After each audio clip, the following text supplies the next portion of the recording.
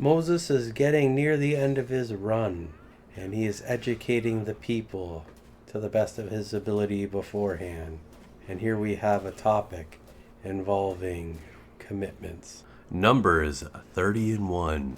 And Moses said to the heads or leaders of the tribes of Israel, This is the thing which the Lord has commanded. Sometimes Moses explains things to everybody. Sometimes he explains them to the leaders, and the leaders explain these things to their people. And in this instance, Moses is explaining to the leaders of the tribes. Numbers 30:2. If a man vows a vow to the Lord, or swears an oath to bind himself by a pledge, he shall not break and profane his word. He shall do according to all that proceeds out of his mouth. So an oath and a vow are the inverse of one another. A vow is a declaration or a statement of intent to do something. An oath, on the other hand, is a declaration or a stated intent to not do something, to be prohibited from doing something, to have some sort of restriction in place. When someone says they're going to swear off alcohol, that would be an oath. And this chapter is mainly going to be looking at the idea of maintaining these vows and oaths and what events occur that allow them to be broken. They could be interpreted as a form of contract, and as a contract with the Lord, if you were to swear on the Lord or anything like that, that this is a contract that God would expect you to keep. And we're going to see here some of the instances when he'll release somebody from said contract. Numbers 30:3. Also when a woman vows a vow to the Lord and binds herself by a pledge, being in her father's house in her youth. We're going to see that there's a difference in the way that the oaths and the vows are treated between men and women. And here we have an example of a young woman who's still in her father's house, that she is unmarried. Numbers 30:4. And her father hears her vow and her pledge, with which she has bound herself, and he offers no objection, then all her vows shall stand, and every pledge with which she has bound herself shall stand. So here we have an example of what I believe is referred to as implied consent. So this young lady here, she makes this vow. Her father finds out about it. He doesn't say anything about it. Maybe he doesn't like it, but he doesn't say anything to prohibit it or to counter it or any way. And as a result, this vow stands, that she has to follow through with this vow. Numbers 30:5. But if her father refuses to allow her to carry out her vow on the day that he hears about it, not any of her vows or of her pledges with which she has bound herself shall stand, and the Lord will forgive her, because her father refused to let her carry out her purpose. So let's say the father hears of this vow and he really doesn't approve of it and dislikes it and vehemently opposes it and forbids it. Well, in that case, the Lord's going to forgive this vow. He's not going to hold this young lady to her vow. Who knows what the circumstances could turn into? Maybe she still accomplishes whatever it is that she is vowed to do, even over the opposition of her father. But it's not required to be completed anymore. The Lord understands the circumstance that maybe she's not going to be able to do this, and he's going to free her from the bonds of this type of contract. Women's rights back in that era were not as good as they are today, so the family circumstance could be quite a bit different. It was a lot harder to just leave the house and go out into the world, for the world was not as developed as it is today. A lot of scary things out there. Numbers 30:6.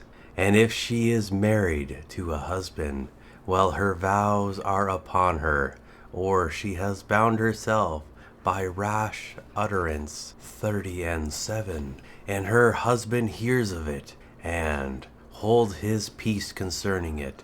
On the day that he hears it, then her vows shall stand, and her pledge with which she has bound herself shall stand. 30:8. But if her husband refuses to allow her to keep her vow or pledge on the day that he hears it, then he shall make void and annul her vow which is upon her, and the rash utterance of her lips by which she has bound herself, and the Lord will forgive her.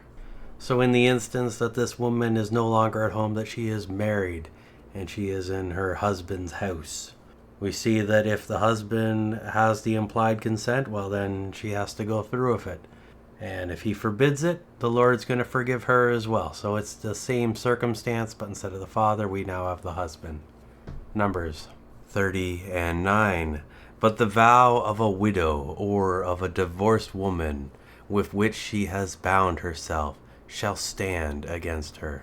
So the widow or the divorced are not under the authority of any man, and as a result, they have to keep their vow. Numbers 30:10. And if she vowed in her husband's house, or bound herself by a pledge with an oath. 30:11. And her husband hears it, and did not oppose or prohibit her, then all her vows and every pledge with which she bound herself shall stand. So we have a woman here that's married, and she has made a vow, and her husband didn't disagree with it, so it stands. Then her husband dies, or she gets divorced, whatever the circumstances may be, she is still held by that oath. She can't change her mind now that she is divorced or widowed. I imagine this could be pretty rough. It would be like having to make car payments after losing your job. Like, depending on the circumstances, it could be very rough for this woman, and she could really want to get out of it, but she is bound by her oath or vow. Numbers 30:12. But if her husband positively made them void on the day he heard them, then whatever proceeded out of her lips concerning her vows or concerning her pledge of herself shall not stand. Her husband has annulled them, and the Lord will forgive her. So if the vow or the oath is not on the books, it is not on the books after the post-marriage event. Numbers 30:13. Every vow and every binding oath to humble or afflict herself, her husband may establish it, or her husband may annul it. 30:14. But if her husband altogether holds his peace concerning the matter with her from day to day, then he establishes and confirms all her vows, or all her pledges, which are upon her. He establishes them because he said nothing, to restrain her on the day he heard of them. 30:15. But if he shall nullify them after he hears of them, then he shall be responsible for and bear her iniquity. This line here is simply a summary of what we have read before, condensed down to the fact that the husband can allow the oath or the vow to be made or deny the oath or the vow. Numbers 30:16. These are the statutes which the Lord commanded Moses between a man and his wife, and between a father and his daughter, while in her youth in her father's house. So here we have these rules being established. In the New Testament, we learn a lot about the idea of making vows or commitments, and how it's better not to swear on anything, but just to be honest in your dealings.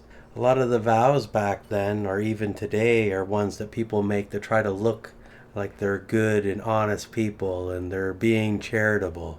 But we learn in the New Testament as well that they have their reward already. If they want to give to be seen and to look like a good person, when they do that, that is the reward.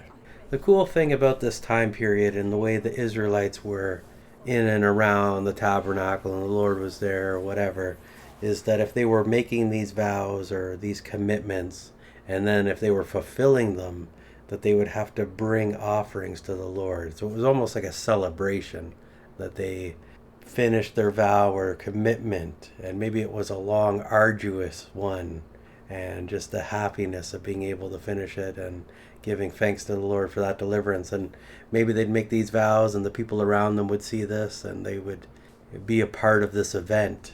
And when it's successful and when it's completed the right way, it's a great and glorious thing. But at the same time, if they failed at these vows or these oaths, it would be incredibly problematic. So I can see why the New Testament says, let your yeas be yea and your nays be nay.